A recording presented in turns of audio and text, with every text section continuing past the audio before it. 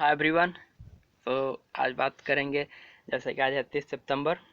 तो आज क्या मनाया जाता है? तो आज है इंटरनेशनल ट्रांसलेशन डे। तो इंटरनेशनल ट्रांसलेशन डे क्यों मनाया जाता है, इसकी क्या विशेषताएं हैं, क्या महत्व है, कब से स्टार्ट हुआ मनाना, इसके बारे में पूरी जानकारी मैं आपको इस वीडियो में दूंगा। तो ट्रांसलेशन आप लोग को लगता है कि एक कैसा डे है, लेकिन इसके बारे में जब आप पूरा जानिएगा तो पता चलेगा कि क्या इसका महत्व है। ठीक है दोस्तों, तो चलिए शुरू करते हैं। अगर हाँ वीडियो अच्छा लगता हो तो शेयर एंड सब्सक्राइब जरूर कीजिए। चलिए शुरू करते हैं। तो इंटरनेशनल ट्रांसलेशन डे जो है हर साल 30 सितंबर को मनाया जाता है। तो किस लिए मनाया जाता है? ताकि अवेयरनेस बढ़ाया जा सके। ट्रांसलेशन प्रोफेशन जो होते हैं, जैसे देखिए सबका प्रोफेशन होता है, जैसे कोई टीचर है, कोई डॉक्टर है, कोई इंजीनियर है, वैसे ही ट्रांसलेशन जो करते हैं उनको ट्रांसलेटर कहते हैं। तो उनका भी एक प्रोफेशन होता है। तो उन्हीं को ट्रिब्यूट करने के लिए, उनको बताने के लिए, उनको कि ताकि हाँ इनका कितना बड़ा योगदान है ट्रांसलेटर का, उनको योगदान को ट्रिब्यूट करने के लिए हम लोग जो है 30 सितंबर को इंटरनेशनल ट्रांसलेशन डे मनाते हैं। ठीक है, तो ये क्या इससे हमको मदद है? तो ये हेल्प करता है, कल्चरल हेरिटेज हो गया, म्यूचुअल रिस्पेक्ट हो गया, चेंजिंग वर्ल्ड के इस सब के बारे में। तो आप लोग सोचेंगे कि ये क्या बोल रहे हैं? कल्चरल हेरिटेज मतलब दोस्तों, अगर आप किसी अन्य देश में घूमने जाते हैं तो वहाँ आपको एक ट्रांसलेटर के रूप में व्यक्ति मिलेगा जो आपको पूरा चीज़ उसके बारे में बताएगा। क्योंकि आप मान लीजिए यहाँ से अगर अमेरिका जाते हैं तो आपको मान लीजिए कुछ इंग्लिश आती है तो आप समझ सकते हैं, ठीक है। लेकिन मान लीजिए आप यहाँ से चाइनीज़ जाते हैं तो चाइनीज़ तो आपको आती नहीं है, क्योंकि वहाँ मंदारिन बोली जाती है। तो वहाँ आपको एक ट्रांसलेटर मिलेगा जो आपको उसके बारे में पूरा आपको इंग्लिश में बताएगा, ठीक है। या आपको हिंदी चाहिए तो आपको हिंदी में बताएगा वो। तो ट्रांसलेटर का कितना महत्व है आप सोच सकते हैं। चलिए आपको पूरा वीडियो तो अभी बाकी है, आप बताते हैं। ठीक है दोस्तों, तो आप देख सकते हैं कि हेलो जो बोला जाता है वो डिफरेंट लैंग्वेजेस का है यहाँ पे, कि हेलो को क्या क्या बोला जाता है। तो वही है कि दुनिया में कल करीब करीब बहुत सारा लैंग्वेज है। मतलब 70,000 के लगभग लैंग्वेज है, मैंने जहाँ सर्च किया था। तो 70,000 लैंग्वेज, सोच सकते हैं कि उतना लैंग्वेज को समझना, और बस वही बात है। तो यूएन इंटरनेशनल जो है, जो यूनाइटेड नेशन है, इंटरनेशनल ट्रांसलेटर को इंपॉर्टेंट रोल करने के लिए, मतलब इसका क्या इंपॉर्टेंस है, इसको बनाने के लिए, इसको कंट्रीब्यूट करवाने के लिए, इसको 30 सितंबर को मनाने के लिए स्ट्रेंथन किया था। क्योंकि ये ट्रांसलेशन जो है ये मतलब वर्ल्ड पीस को बढ़ावा देता है दोस्तों। अब कहेंगे कि वर्ल्ड पीस को कैसे बढ़ावा देता है, तो इसके बारे में मैं बात करता हूँ। जैसे कि एक तो अपॉर्चुनिटी तो बहुत अच्छा है, क्योंकि आप सोच सकते हैं कि ट्रांसलेटर जो है, इंटरप्रेटर जो बीच में मध्यस्थता बात करते हैं, अगर किसी दो देशों के प्रधानमंत्री बात कर रहे हैं, अब सोचिए कि इनको वो लैंग्वेज नहीं आती है, उनको ये लैंग्वेज नहीं आती है, तो सोच सकते हैं कि बीच में उनके बात कैसे होगी। तो सोच सकते हैं कि ट्रांसलेटर का जो महत्व है वो कितना बड़ा होता है। देखिए आप, जैसे इस इमेज से मैंने इसलिए लाया था कि आप समझ सकें कि ये दो देश के, जैसे इंडिया और चाइना के प्रधानमंत्री है, राष्ट्रपति है, ठीक है। तो ट्रांसलेटर को आप देख सकते हैं कि इसका कितना महत्व है। अगर ये नहीं बताए लैंग्वेज को तो समझ नहीं पाएंगे, ठीक है दोस्तों। जैसे कि आप और देख सकते हैं इमेज, कि ट्रांसलेटर देख सकते हैं कि कितना महत्व होता है। आप यहाँ से हाथ मिलाने के लिए सोचते हैं, लेकिन सोचिए कि मतलब ट्रांसलेटर देखिए बगल में बैठी हुई हैं। तो यही होता है कि ट्रांसलेटर का महत्व मजाक नहीं है।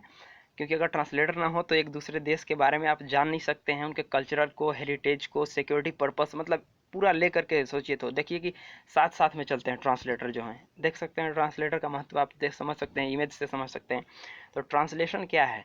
तो ये प्रमोट करता है cultural heritage and changing times. ठीक है दोस्तों, तो ये तो बात समझ में आ ही क्या होगा कि अगर आप कहीं भी जाते हैं तो कल्चरल हेरिटेज को जानने के लिए ट्रांसलेशन को कितना ज़्यादा ज़रूरी है। ठीक है दोस्तों, तो अब जैसे कि जानते हैं कि इंटरनेशनल ट्रांसलेशन जो है वो मतलब 2009 से स्टार्ट हुआ शायद इसका मनाना। ठीक है दोस्तों, तो इसको जो मनाने का मतलब इस्टाब्लिश किया गया, तो international federation of translator FIT जो है ये स्टार्ट किया इसको, ठीक है, यूएन के साथ मिलकर के इसको सेलिब्रेट करने के लिए बोला कि क्यों ना एक ऐसा दिन मनाया जाए जिससे इसको ट्रिब्यूट किया जा सके ट्रांसलेटर के। अच्छा, कोई भी दिन मनाने का मेन मकसद यही होता है कि कोई भी दिन हो उसको, अगर मेन अगर साल में एक बार आता है तो उसका ये है कि ताकि लोगों को उसके बारे में अवेयरनेस बताया जा सके कि आज दिन का क्या महत्व है।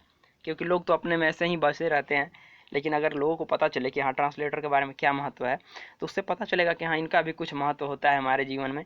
क्योंकि अगर ये न रहे तो और क्या क्या काम ऐसा है जो नहीं हो सकता है। ठीक है दोस्तों, कोई बात ही करना हो, कोई मान लीजिए किसी देश में मध्यस्थता करना हो, तो कैसे होगा? बिना ट्रांसलेटर का तो होगा नहीं। इसलिए ट्रांसलेटर का भी एक कोर्स होता है दोस्तों, ठीक है। और इसका भी एक नौकरी टाइप पे होता है जो कि बहुत अच्छा है। ठीक है, ट्रांसलेटर का जॉब होता है, ठीक है।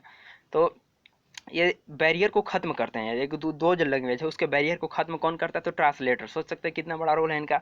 भले ही स्मॉल मतलब छोटा है, लेकिन कितना बड़ा रोल है आप सोच सकते हैं, ठीक है। इसलिए इसको मतलब सेलिब्रेट किया जाता है ताकि इनके बारे में बताया जा सके, ठीक है। अब ट्रांसलेटर जो इंटरप्रेटर जो बीच बीच में मध्यस्थता करते हैं टू प्रोफेशन को, वो डेडिकेट करते हैं एक गोल को। जैसे कि मान लीजिए कोई कम्युनिकेट कर रहा है दो पीपल के बीच में, लेकिन बात उनको करना है, तो ट्रांसलेटर अगर ना हो तो बात तो हो नहीं पाएगा। इसलिए ज़रूरी हो जाता है कि ट्रांसलेटर को एक जंक्शन पॉइंट कहा जाता है, जहाँ की दो देशों को जोड़ते हैं, डेवलपमेंट को जोड़ते हैं, बिजनेस को जोड़ते हैं, साइंस को जोड़ते हैं, मेडिसिन को जोड़ते हैं, टेक्नोलॉजी को जोड़ते हैं, मतलब पॉलिटिक्स से लेकर पूरा अदर एरियाज हो एक दूसरे देश के बीच, तो कौन जोड़ता है? तो ट्रांसलेटर जोड़ते हैं। तो सोच सकते हैं ट्रांसलेटर का कितना महत्व है। आप अपने देश से दूसरे देश में जाते हैं तो वहाँ तुरंत आपको वहाँ का लैंग्वेज पता नहीं है, तो ट्रांसलेटर ही आपको बताएगा क्या करना है, कैसे करना है। वीज़ा लेने जाते हैं तो ट्रांसलेटर ही आपको बताएगा वहाँ पे हर एक चीज़ उसके बारे में, ठीक है। तो यही है कि इसका मतलब पूरे सोसाइटी पर क्या प्रभाव पड़ता है, तो आप जान सकते हैं दोस्तों। तो जैसे मैंने इसमें आपको दिखा दिया ट्रांसलेटर का। और 7,000 सॉरी दोस्तों 7,000 लैंग्वेज जो है पूरे वर्ल्ड में बोला जाता है। तो सोच सकते हैं कि कितने ज़्यादा ट्रांसलेटर की आवश्यकता है, क्योंकि हर देश में, खुद भारत में देखिए कि कितना लैंग्वेज बोला जाता है। तो यही है कि पूरे दुनिया का अगर बात करें तो कितना लैंग्वेज बोला जाता है, ठीक है। तो ट्रांसलेशन सर्विस इसीलिए बहुत ज़्यादा इंपॉर्टेंट हो जाता है। अगर हम बात करें कि सबसे ज़्यादा दुनिया में कौन सा लैंग्वेज बोला जाता है, तो चाइनीज मंदारिन जो हो गया, स्पेनिश हो गया, जिसका स्पेनिश तो लैंग्वेज ही है, इंग्लिश हो गया, और हिंदी जो हम लोग बोलते हैं वो हिंदी हो गया। तो मतलब वाइडली ज़्यादा अगर दुनिया की बात करें तो ये 4 लैंग्वेज है जो कि ज़्यादा बोला जाता है।